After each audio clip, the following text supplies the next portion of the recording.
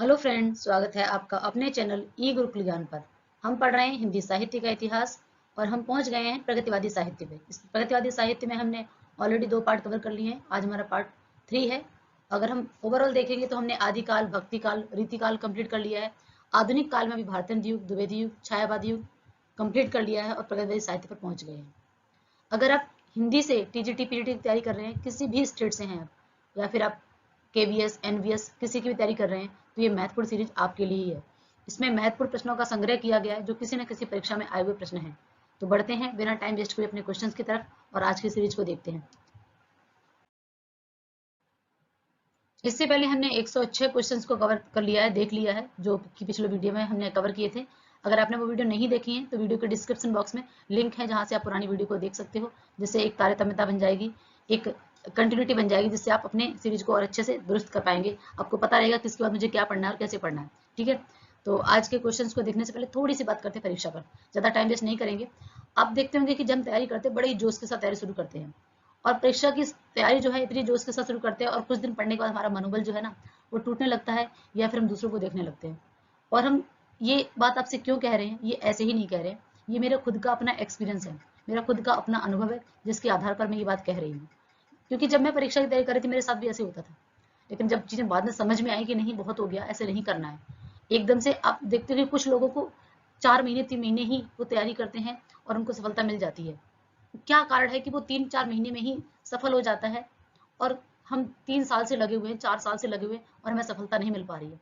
उसका कारण यह है कि वो जो 3 महीने से व्यक्ति तैयारी कर रहा है उसने अपने आप को बाज की तरह कर लिया है। बाज जो है, जब वो शिथिल हो जाता है, उसके पंख कमजोर हो जाते हैं, पुराने हो जाते हैं, तो वो क्या करता है, पहाड़ों पर चला जाता है और अपने आप को 3 महीने तक कठिन संघर्ष के साथ अपनी चोंच को तोड़ देता, पंजों को तोड़ देता, सारे पंखों को तोड़ देता। 3 से 4 महीने के प्रोसेस में वो फिर से युवा हो जाता है, फिर से उसके पंखों में उड़ान भरने की वो ताकत आ जाती है। और हम क्या करते हैं कि 3-4 सालों में क्यों लगते हैं, हम 2 दिन पढ़ ली बहुत अच्छे से, मन लगा के बहुत अच्छे से जोश से तैयारी शुरू की हमने, फिर हम देखते हैं वो तो पार्टी कर रहा है, वो तो वहां घूम रहा है। हम पूरी उम्र ऐसे ही पढ़ते रहेंगे? क्या हमारी लाइफ से पढ़ाई के लिए बनी है? हम बस पढ़ते ही रहेंगे, पढ़ते रहेंगे, हमने जीवन में कुछ कर ही नहीं पाया पढ़ाई के अलावा। इस तरीके से, और हमें आसपास लोग भी मिल जाते हैं, अरे क्या देखो, जब देखो किताब में लगे रहते हो, पढ़ते रहते हो, पढ़ते रहते हो। अरे कुछ नहीं, जो लोग मतलब इस तरीके से डिमोटिवेट करने वाले लोग हैं, हमारे मन भटका के चलाते हैं, वो खुद तो कुछ कर नहीं पाते हैं और हमें भी भटका के चलाते हैं। फिर हमारे दिमाग में जैसे हम किताब उठाते हैं, हम दूसरे के बारे में सोचने लगते हैं, वो कितना एंजॉय कर रहा है, वो कैसे खुश रह रहा है, वो क्या कर रहा है। ये सब नहीं करना है हमें। एक बार अगर आपने तैयारी शुरू कर दी है तो फिर आपको दूसरों को देखना ही नहीं है। कुछ नहीं देखना कि कौन एंजॉय कर रहा है, कौन मार्केट जा रहा है, कौन पार्टी जा रहा है, कौन क्या कर रहा है। आपको अपनी तैयारी में लगे रहना है, जी जान से फोकस होकर एक जगह डटे रहना है, जब तक कि आपकी परीक्षा ना आ जाए। और अपनी एनर्जी को, अपने जोश को आपको डे बाई डे इंक्रीज करना है, डिक्रीज नहीं करना, उसको कम नहीं करना है। जैसे जैसे परीक्षा की तरफ आप बढ़ते आएंगे उतने जोश को आपको बढ़ाना है।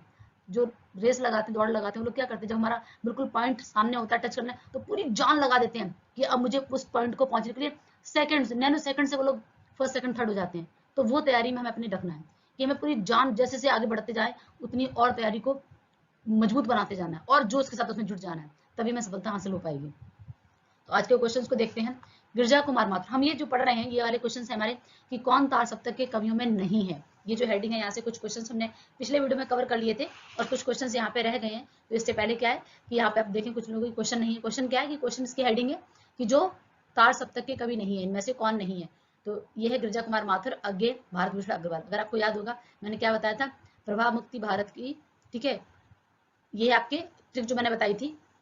तो इससे आप देखेंगे गिरिजा कुमार माथुर में अज्ञे हैं और भरत भूषण अग्रवाल हैं। कीर्ति चौधरी जो है वो इसमें नहीं आते हैं। नैमी मुक्त भारत की प्रभा गिरी राम आज्ञा से, नैमी मुक्ति भारत की प्रभा गिरी राम आज्ञा से, ठीक है। तो इसमें कीर्ति चौधरी का नाम नहीं है। नेक्स्ट है केदारनाथ अग्रवाल किस सप्तक के कवि हैं। केदारनाथ जो है अग्रवाल किस सप्तक के कवि हैं आपको बताना है।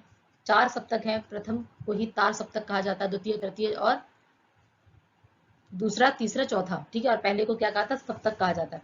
तो आपको बताना है कि ये किसमें है केदारनाथ अग्रवाल, ये किसी में भी नहीं है।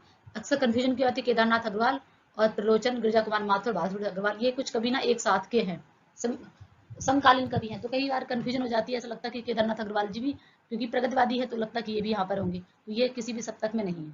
नेक्स्ट क्वेश्चन हमारा, त्रिलोचन किस सप्तक के कवि है। अब यहाँ पर प्रश्न दे दिया गया, और कई बार हम अगर ध्यान से नहीं पढ़ते हैं, सिमिलर रचनाएं हैं, ठीक है, प्रगतिवादी रचना वो युग के कवि हैं, तो हमें लगता है ये भी होंगे।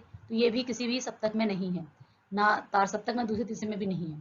तार सप्तक में कितने कवि हैं? अभी मैंने बताया सप्तक का अर्थ क्या, 7 7 कवियों का समूह, उसी को बोला जाता है सप्तक। तो एक एक जो है ग्रुप, पहला दूसरा तीसरा चौथा, तो हर एक में 7 कवि हैं। जैसे पहले की मैं बात करती हूँ, नेमी मुक्ति भारत की प्रभागिरी राम आज्ञा से, ऐसे हमने 7 के 7 कवियों को एक ट्रिक के साथ पढ़ लिया। ऐसे दूसरा तीसरा चौथा पांचवा, ठीक है। तो मैंने आपको ये पूरा का पूरा एक वीडियो, अगर आपको चाहिए सारे के सारे कवियों को कैसे याद करें ट्रिक के साथ, अगर आपको लग रहा है कि एक बार वीडियो होनी चाहिए, तो 10-12 मिनट की वीडियो में आपको सारे सप्तक जो है याद हो जाएंगे, तो आप मुझे कमेंट सेक्शन में लिखकर थम्स अप दीजिए, या फिर आप लिख दीजिए कि मैम मुझे वीडियो चाहिए, तो फिर मैं आपको कमिंग उसमें वीक में वीडियो लेकर आ जाऊंगी। नेक्स्ट क्वेश्चन है हमारा, मिट्टी की बारात किसकी कृति है? आपको बताना है मिट्टी की बारात, ये आपको बताना है कि किसकी कृति है। तो ये किसकी है? आपकी त्रिलोचन जी की। नेक्स्ट है रांगे राघव कृति, अजय खंडर। अजय खंडर, अब यहाँ पर देखो, अगर हम अलर्ट होके पढ़ेंगे, ध्यान से पढ़ेंगे, तो हमें समझ में आ जाएगा कि एक प्रश्न तो हमारा प्रश्न नहीं मिल गया। अजय खंडर किसकी रचना है? तो रांगे राघव जी की है, ठीक है, रांगे राघव जी की है। ये तो प्रश्न में हो गया, ये भी प्रश्न पूछा जा सकता है। अब पूछा गया कि विधा क्या है? विधा मैं आपको पिछले कई बार कई वीडियो में बता चुकी हूँ। विधा का मतलब क्या है कि हिंदी साहित्य काव्य और गद्य में बटा हुआ है। तो काव्य में जो भी आपके गीत, दोहा, चौपाई, छंद, सोटा, वो सब आपकी विधाएं हो जाएंगी। इसी तरीके से गद्य में कहानी, उपन्यास, जीवनी, चलचित्र, ये सब विधाएं हैं। तो ये किस विधा में लिखी गई है? ये किस में लिखी गई है अजय खंडर? ये आपकी लिखी गई काव्य में। नेक्स्ट है, पंक्ति बहुत इंपॉर्टेंट है, डीएसएसबी की तो फेवरेट है। घुन खाए सहतीरों पर 12 खड़ी विधाता बाँचे, फटी भीत है छत चूती है आले पर बिस्तुनिया नाचे। कि जो एक प्रगतिवादी युग में किस तरीके से स्थिति जो दिखाएगी, प्रयोगवाद में और भी ज्यादा गंभीर स्थिति, जो छोटे छोटे बच्चे काम पे जा रहे हैं, किस तरीके से गरीबी की हालत है, क्या वो सारा जो है इसमें बताया गया, अपने देश की स्थिति और साथ साथ चीजों के बारे में बताया गया। तो ये किसमें, किस काव्यकृत से की पंक्ति है? अब ये भी पूछा जा सकता है किसकी है, किस काव्य और किसकी है, मतलब किस में से ली गई है, किस में रचना में से ली गई है। दोनों में से कोई भी प्रश्न आपसे पूछा जा सकता है।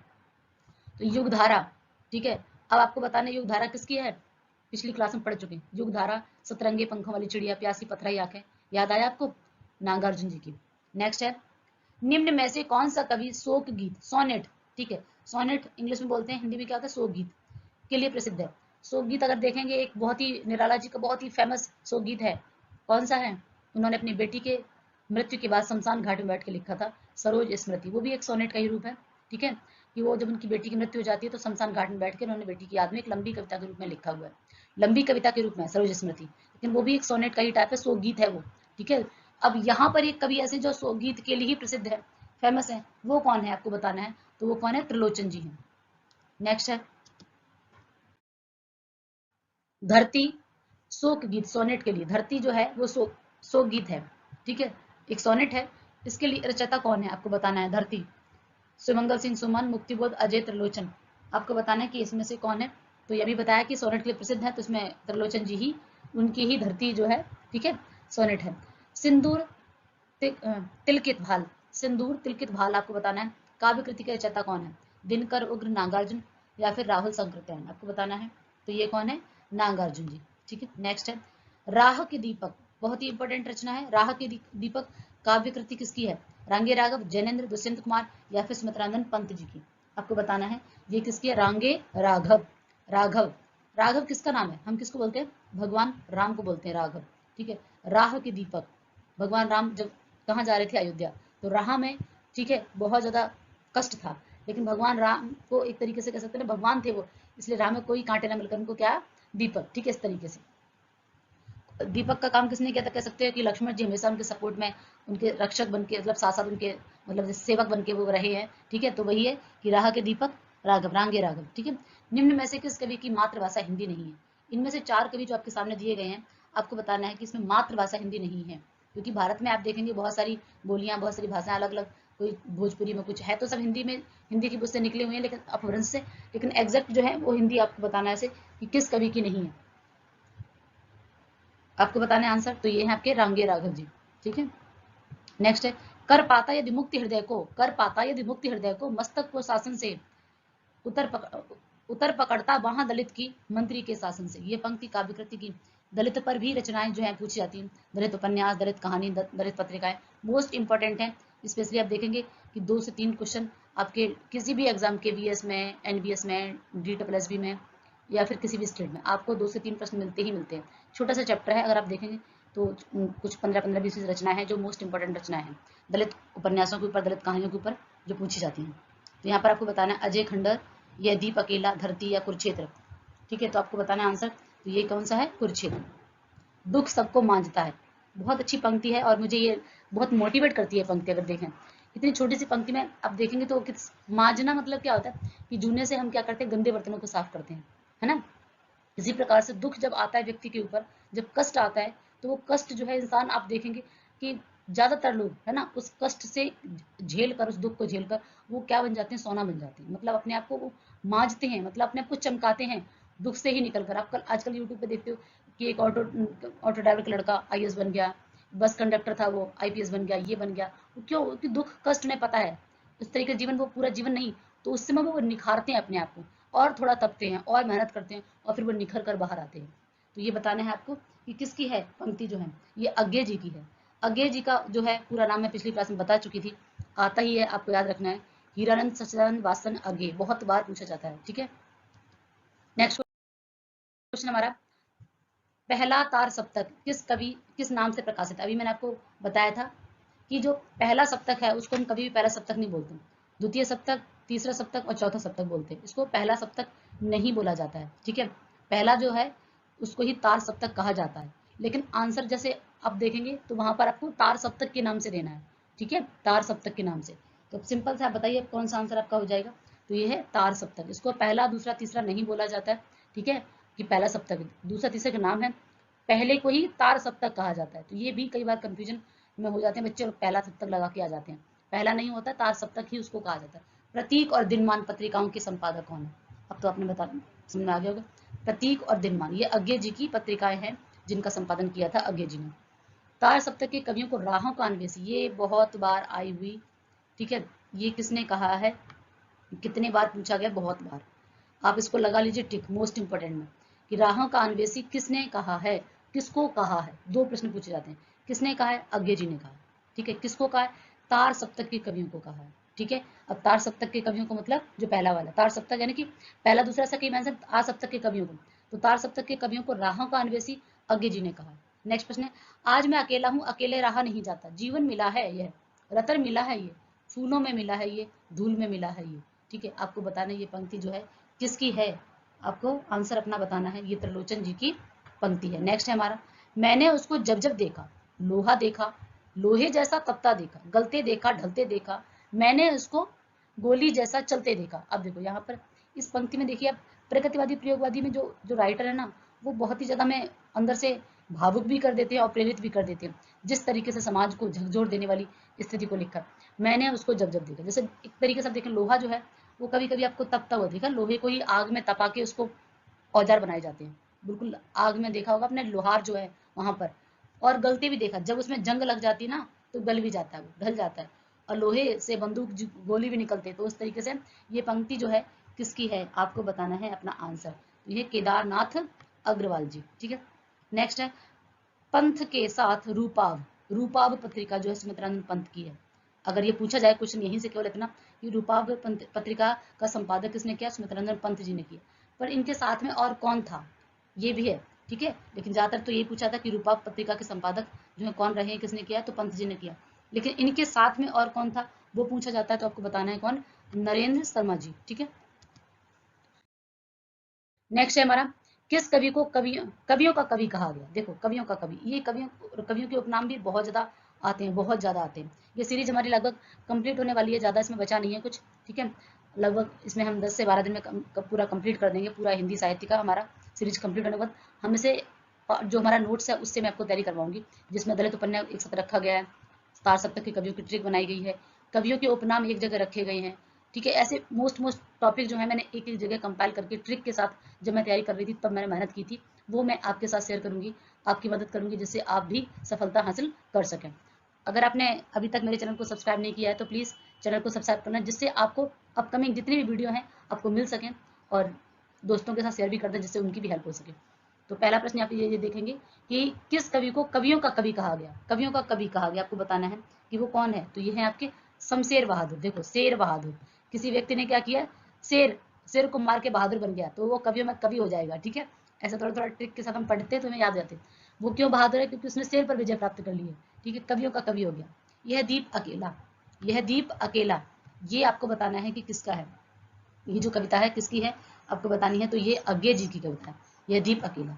ये हमारे एक पार्ट इसका कवर हो गया। नेक्स्ट है हमारा कि निम्नलिखित कवियों और कृतियों की, ठीक है, कविताओं की और कृतियों की रचनाकारों के नाम बताने। रचना जो है उनके रचनाकारों के नाम बताने हैं। तो यहाँ पर ये जो दिए हुए हैं नाम, रचना के नाम दिए गए, इसमें आपको राइटर के नाम बताने हैं। जैसे अमन का राग, अमन का राग, अमन चैनो अमन, अमन मतलब किसको बोलते हैं? शांति को बोलते हैं, अमन सुख शांति, ठीक है।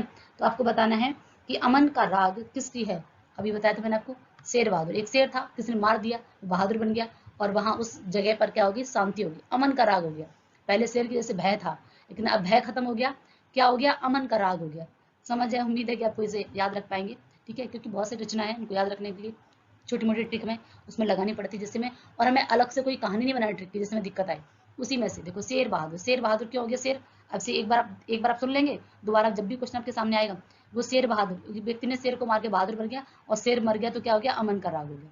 नेक्स्ट है सलोना जिस्म आओना, ठीक है, ये आपको बताना है कि किसके, ये भी शमशेर बहादुर सिंह का। नेक्स्ट है समय देवता है।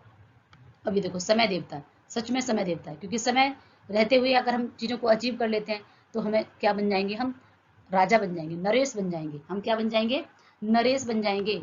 और समय निकल जाता है, चीजें हमारे हाथ से निकल जाती हैं, तो फिर हम कुछ भी नहीं हो पाते हैं, ठीक है। तो समय देवता है, समय आपको मौका देता है, लेकिन मौका बार बार नहीं आता है, तो इस मौके को आपको खोना नहीं है, जी जान लगाकर जुट जाना है, और हमें क्या बन जाना है? नरेश बन जाना है, राजा बन जाना है। सफलता हासिल करके हम राजा बन जाएंगे, ठीक है, क्योंकि खुद मेहनत करके जब कुछ चीज अचीव करते हैं तो उसका अलग ही आनंद है। राजा का मतलब ही यही है, ठीक है, कि खुद सारी चीजों पे कंट्रोल कर पाए, वो अपनी इंद्रियों पर, अपने सारी चीजों पर। तो अपनी सब चीज को आपको एक साइड में करके तैयारी में जुट जाना है और सफलता हासिल करनी है। तो समय देवता है, हम समय का पालन करेंगे तो हम क्या बन जाएंगे? राजा बन जाएंगे, नरेश बन जाएंगे। राजा का पर्यायवाची नरेश, ठीक है। पृथ्वी कल्प, पृथ्वी, देखो कोई व्यक्ति दौड़ रहा था, वो क्या हो गया? गिर गया। और दौड़ेंगे हम कहाँ? पृथ्वी पे दौड़ते हैं, तो पृथ्वी पर दौड़ रहा था तो क्या हो गया? गिर जा, गिर जा, ठीक है, गिर जा, वो गिर गया, ठीक है, गिर जा। तो ये पृथ्वी कल्प, तो ये कौन है? गिरजा कुमार माथुर। नेक्स्ट है सतपुड़ा के जंगल। सतपुड़ा के, देखा होगा आपने, हम ज्यादातर पहाड़ों पे जाते हैं और वहां में कोई ना कोई देवी का मंदिर मिलता है, ठीक है, वैष्णो देवी का मंदिर या किसी का मंदिर। तो भवानी जी का मंदिर कौन से पहाड़ पे है? सतपुड़ा पहाड़ पे, सतपुड़ा के जंगल। ये मैं सिर्फ आपको याद करा रही हूँ, आप इसको समझ लेना सही कि सतपुड़ा में भवानी जी का मंदिर, ठीक है। सतपुड़ा के जंगल में किसका है? महादेवी, वो भवानी प्रसाद, ठीक है। भवानी जी का प्रसाद मिलेगा हमें कहाँ पर? सतपुड़ा के जंगल में, क्योंकि वहां पर उनका क्या बना है? मंदिर बना है, ठीक है। सतपुड़ा के जंगलों में भवानी जी का क्या बना है? मंदिर। अगर वहां गए तो हमें क्या मिलेगा? प्रसाद मिलेगा, ठीक है। चलो, भवानी प्रसाद, इसका आंसर क्या हो जाएगा? भवानी प्रसाद। नेक्स्ट है हमारा चांद का मुंह टेढ़ा, ठीक है, चांद का मुंह टेढ़ा, तो ये है हमारा मुक्ति बोध, ठीक है। नेक्स्ट है किस कवि की कविताओं को स्वाधीन भारत का इस्पाती, भारत इस्पात में सबसे आगे है, ठीक है। तो इस्पाती दस्तावेज, जीके का क्वेश्चन, इस्पात में भारत नंबर 1 रहता है, तो लोहे की इस्पात वही कि, तो इस्पाती दस्तावेज कहा जाता है, मतलब बहुत मजबूत बताया गया। तो ऐसा कौन है जिसकी रचनाओं को क्या बोला गया? इस्पाती दस्तावेज, कि वो इतने मजबूत हैं, ठीक है। शाही, दुष्यंत कुमार, मुक्ति बोध, त्रिलोचन। आपको अपना आंसर बताना है कि इसमें से किस कवि की रचनाओं को बोला गया है, ठीक है। तो ये कौन है आपके? मुक्ति बोध जी। नेक्स्ट है हमारा मुक्तिबोध की मृत्यु किस वर्ष हुई थी? मुक्तिबोध जो है, सब कवियों की नहीं जन्म और मृत्यु पूछा जाता है, कुछ फेमस जो कवि है उनकी जरूर हमें याद रखनी है, ठीक है। तो ये है 1964 में। एक राजनेता जिनकी मृत्यु भी 1964 में हुई है, आपको कमेंट सेक्शन में लिख के बताना है। नेक्स्ट क्वेश्चन हमारा राष्ट्रगीत में भला कौन सा वो भारत भाग्य विधाता है, फटा सुतन्ना पहने जिसका गुर हर चन्ना गाता है, कि किस तरीके से भारत की जो स्थिति है इसके बारे में, ठीक है। तो जिसका गुण हर चन्ना गाता है, इस पंक्ति में आपको बताना है किसकी है? रघुवीर सहाय, दिनकर, मुक्तिबोध या फिर आगे। तो ये किसकी है? रघुवीर सहाय जी की। नेक्स्ट है रामदास की हत्या, ठीक है, रामदास की हत्या कविता जो है किसकी है? शमशेर बहादुर, रघुवीर सहाय, आगे या फिर धूमिल। तो ये आपको बताना है कि रामदास की हत्या जो है वो किसकी है। अपना आंसर आपको टिक लगाना है, बताना है कि क्या आंसर है। ये भी किसका है? रघुवीर सहाय, ठीक है। रामदास, रामदास, राम का कोई दास है, ठीक है, उसकी कोई हत्या नहीं कर सकता, क्योंकि स्वयं रघुवीर उसके सहायक है, ठीक है। उसी से निकाल लीजिए, रघुवीर मतलब भी क्या? भगवान राम, रघुवीर उन्हीं को बुलाया जाता है। राम का अगर कोई दास है तो उसकी हत्या नहीं कर सकता, क्यों? क्योंकि रघुवीर स्वयं उसके सहायक है, स्वयं सहायता करने के लिए रघुवीर खड़े हो जाएंगे और उसकी कोई हत्या नहीं कर सकता। तो रामदास की हत्या किसका हो जाएगा? रघुवीर सहाय। उम्मीद है कि अगर आप 1 से 2 बार भी ध्यान से सुन लेंगे, लेकिन ये ध्यान रखिए ऐसा मत करिए कि फोन आपने चला कर रख दिया, आप कोई और काम कर रहे हो। आपको अपने कॉपी पेन के साथ बैठना है, जो भी आपको कुछ इंपॉर्टेंट लगता है उसको भी नोट करते जाइए साइड में, और ध्यान से वीडियो को सुनेंगे। अगर आप 2 बार सुन लेंगे, मैं गारंटी के साथ कहती हूँ कि आपको सारी रचनाएं जो है याद हो जाएंगी। संसद से सड़क तक, अब देखो कैसे याद रखना है इसको। ये सब मैं अभी तक मुझे याद है, पिछले 7-8 साल पहले मैंने इसको याद किया था, अभी तक मुझे वैसे ही याद है। संसद से सड़क तक किसका काव्य संकलन है? संसद से सड़क तक किसका काव्य संकलन आपको बताना है? धूमिल का, दिनकर का, पंत का या फिर निराला का? अब देखो कोई इंसान संसद से सड़क तक जा रहा है पैदल, तो धूमिल हो गया, धूल में, ठीक है, उसके ऊपर धूल ही धूल होगी। वही पैदल जा रहा है संसद से सड़क तक, तो उसके ऊपर क्या होगी? धूल। तो धूल में इंसान हो गया तो कैसा हो गया? धूमिल हो गया, ठीक है। अब नेक्स्ट है कुआनो नदी की रचयिता आपको बताना है।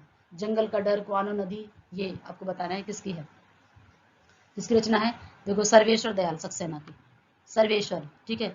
सब जगह ईश्वर है, तो आप कुआनो नदी पर जाओ। जंगल का दर्द, बहुत इनकी एक जैसी रचना है ना, उनको एक ट्रिक के साथ मैंने याद किया ना कि जंगल का दर्द, ठीक है, ऐसे तूफानी हवा इस तरीके से। तो कुआनो नदी जो है वो कैसे हो जाएगा कि सर्वे, सब जगह क्या ईश्वर है, तो आप कहीं भी चले जाइए, नदी पर जाइए, कहीं आपको डर नहीं लगेगा, ठीक है।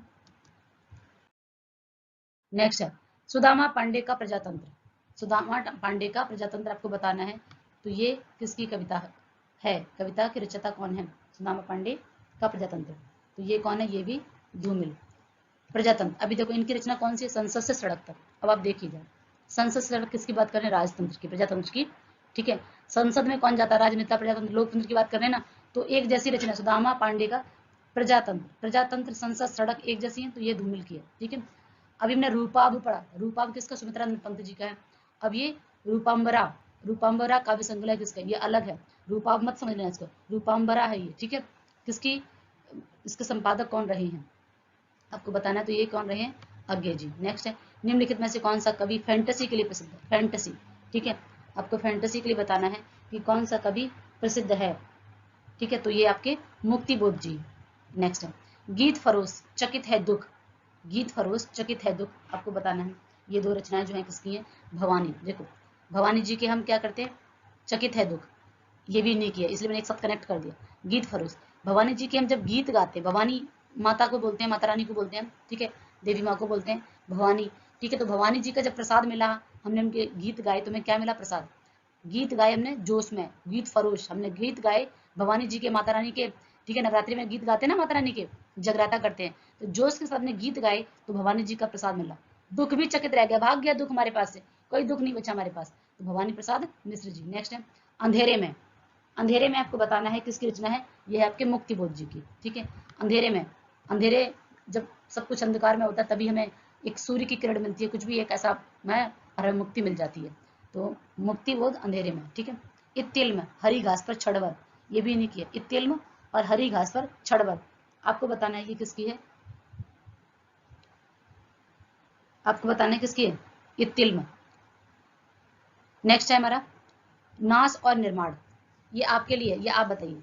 इत्तिल्म और हरी घास पर, आज का क्वेश्चन है, अब से मैं एक क्वेश्चन आपको दिया करूंगी होमवर्क में। इत्तिल्म आपके लिए है, आपको बताना है कि ये जो है रचना किसकी है, ठीक है। नेक्स्ट है नाश और निर्माण, आपको बताना है कि नाश और निर्माण किसका है? ये है आपके गिरजा कुमार माथुर का। नेक्स्ट है हमारा कनुप्रिया, आपको बताना है कि कनुप्रिया जो रचना है वो किसकी है? ये है आपके धर्मवीर भारती जी की। 7 गीत वर्ष, 7 गीत वर्ष, आपको बताना है कि 7 गीत वर्ष, 7 गीत गाए हमने वर्ष में, एक वर्ष में हमने कितने गीत गाए? 7 गीत। और 7 गीत कैसे थे? हमारे धर्म के थे, धर्म के ऊपर हमने कितने गीत गाए? 7, ठीक है। विष्णुप्रिया, विष्णुप्रिया, ठीक है, विष्णुप्रिया आपको बताना है कि ये किसका है?